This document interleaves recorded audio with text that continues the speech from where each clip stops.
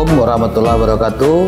Jumpa lagi dengan saya Firman Wanipin dalam channel dan TikTok Cilote Wanipin.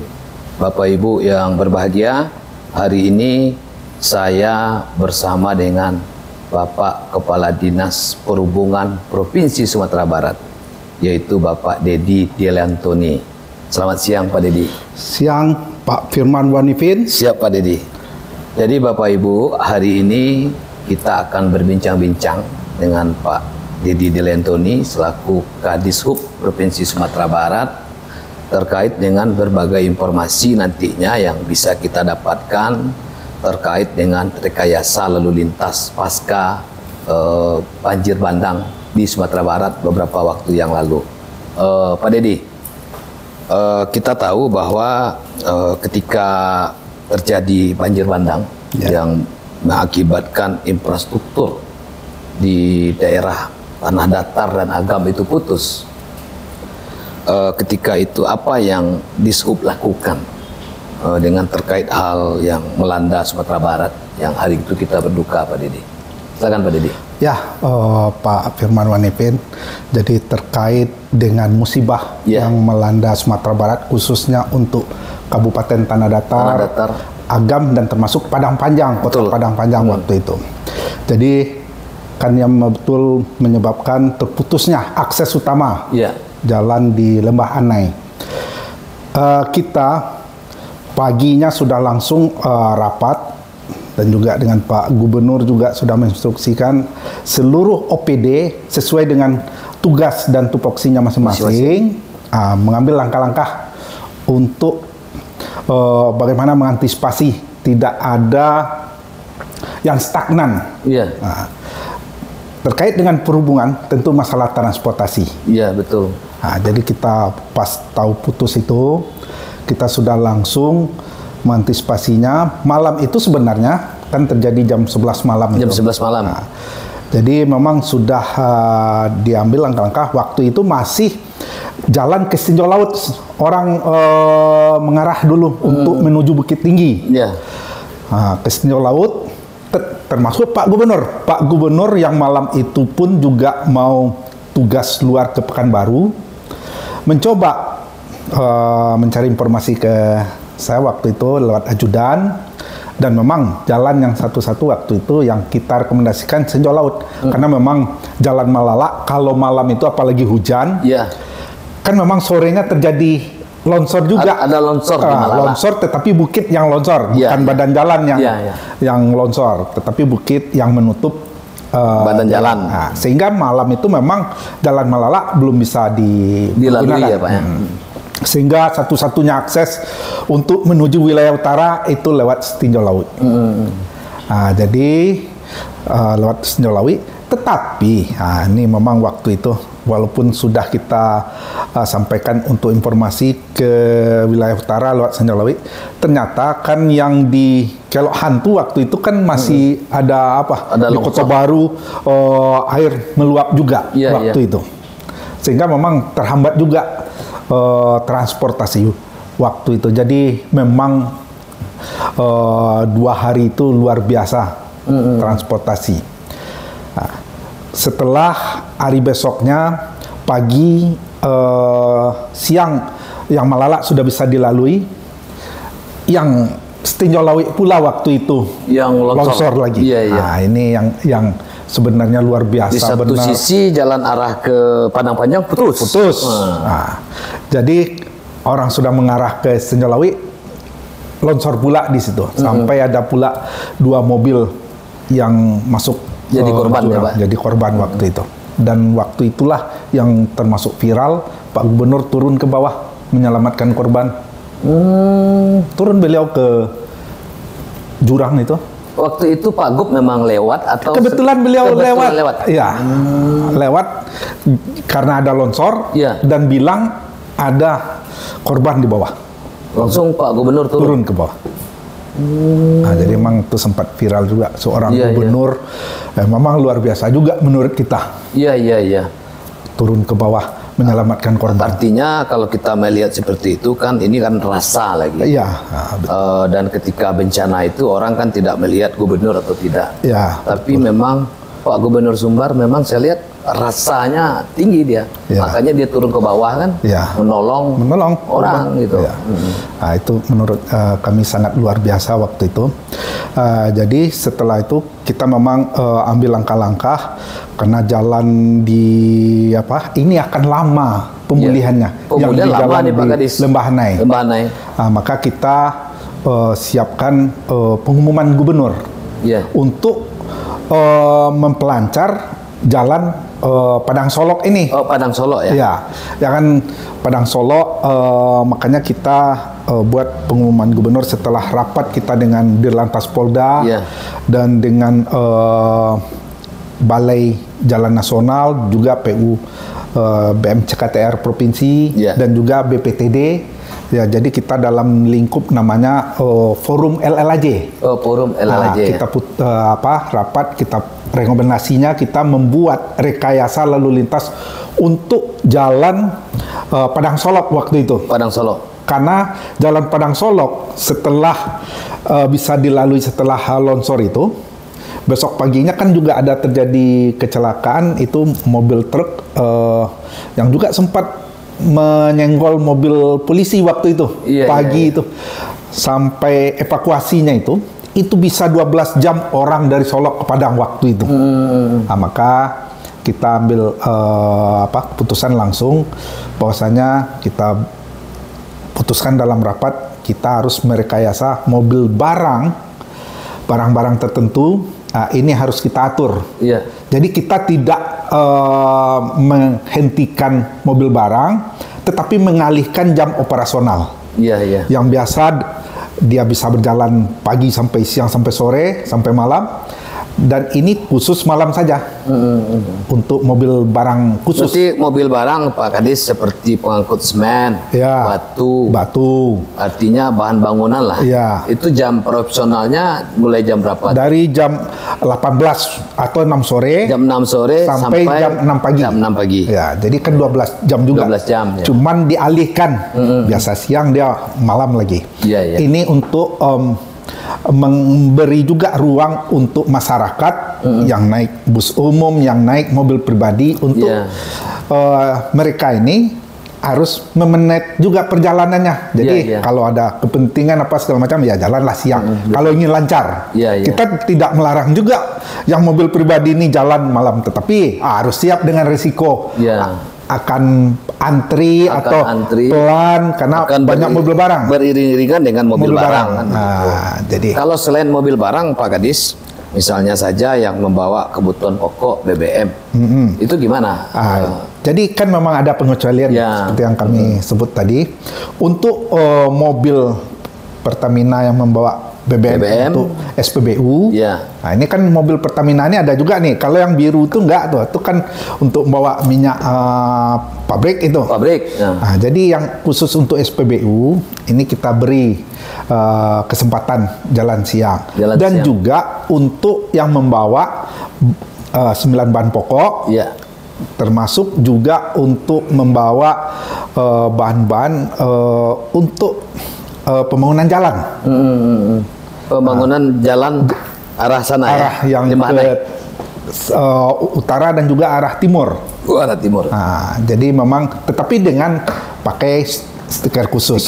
Ada stikernya apa dalam? Jadi hari itu kita minta kepada misalnya jalan ini bahan ini untuk BPJN yang mengeluarkan. Oh begitu. Jadi kan kalau jalan terhambat pula kan susah juga kita, macet juga. Makanya kita beri toleransi untuk itu, tetapi pakai stiker khusus. Nah itu. Jadi itulah. Mulai berlakunya tanggal 20 kemarin ya. Jadi kita memutuskan untuk rapatkan hari Kamis.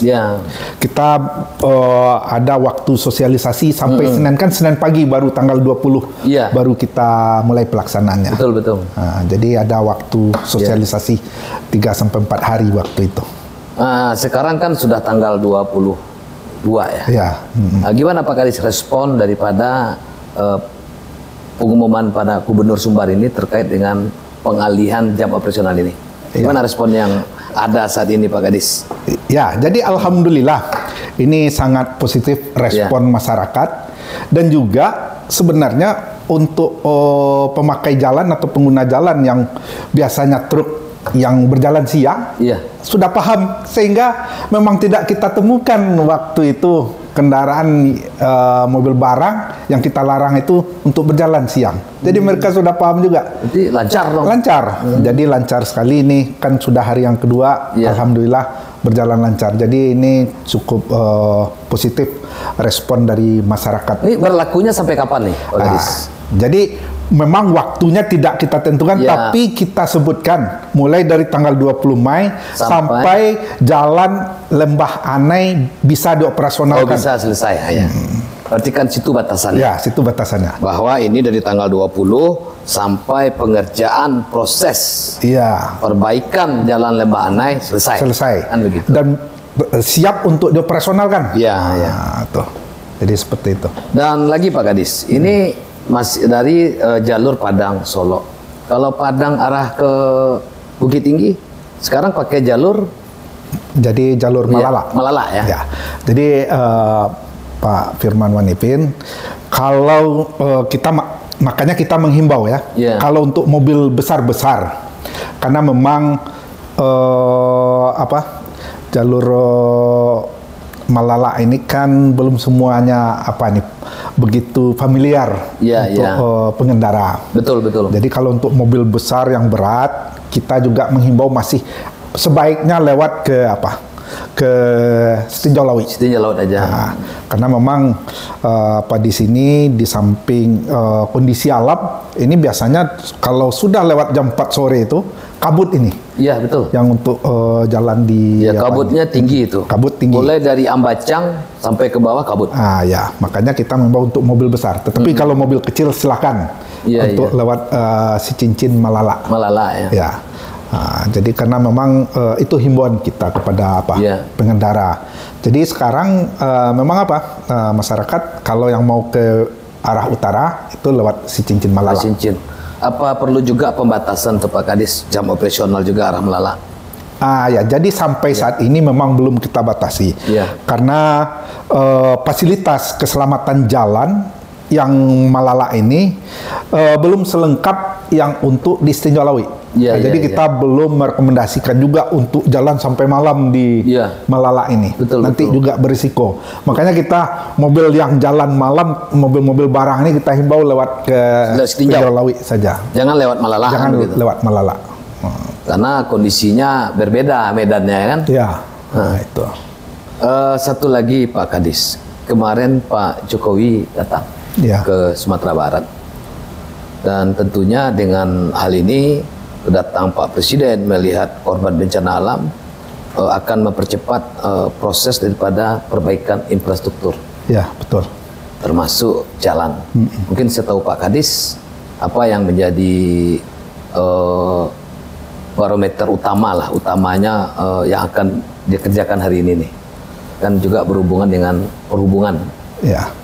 Jadi kalau kita lihat kan memang sedang viral juga berita 5 permintaan Pak Gubernur kepada Pak Presiden saat beliau hadir ke Sumatera Barat.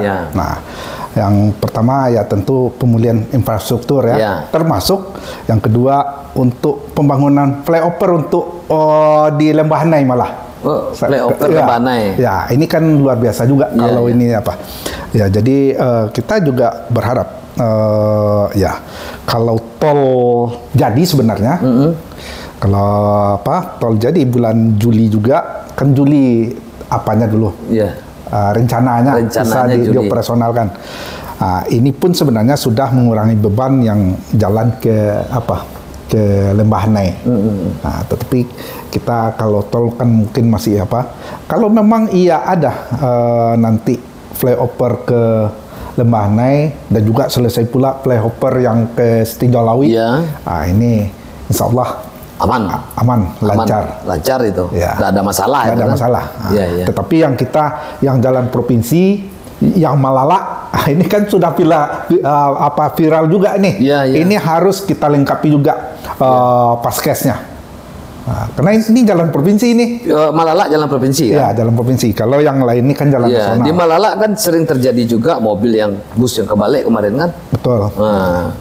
Ya, jadi saat kita lakukan rekayasa waktu Lebaran, kan one way istilahnya, memang ada juga terjadi beberapa kecelakaan seperti ada bus ALS. Tetapi itu memang dari hasil analisa nih Pak Kadis, ya, hasil pemeriksaan pengemudi kendaraan motor. Nah, ini memang pengemudi yang lalai, yang tidak mengenal medan. Sehingga saat mobil itu diperiksa paginya oleh penguji, itu persnelingnya di persneling 3. Masa tanjakan setajam itu pakai persneling 3? Itu harus 1 kalau mobil sebesar itu. Nah, jadi tidak mengandalkan rem saja. Berarti sopirnya yang kurang memahami medan. Nah, itu. Saya pernah bikin konten tuh Pak Kadis terkait dengan hal ini, masalah mobil kebalik. Malah banyak yang bertanya kepada saya bahwa sopir ini, saya bilang bahwa dengan teknologi hari ini, sopir tuh bisa mengetahui medan sulit atau tidak melalui sebuah peta Google Map. Itu kan di situ terlihat, ini tanjakan, ini enggak, ini jalur rame. Malah saya dibilang sopir ini ya, saya rasa sopir-sopir ini harus punya, tapi mendengar informasi juga dari teman-temannya bahwa Malalak tuh berbahaya. Ya harus bisa nggak terjangkau sama kita, kan seperti itu ya Pak Kadis ya.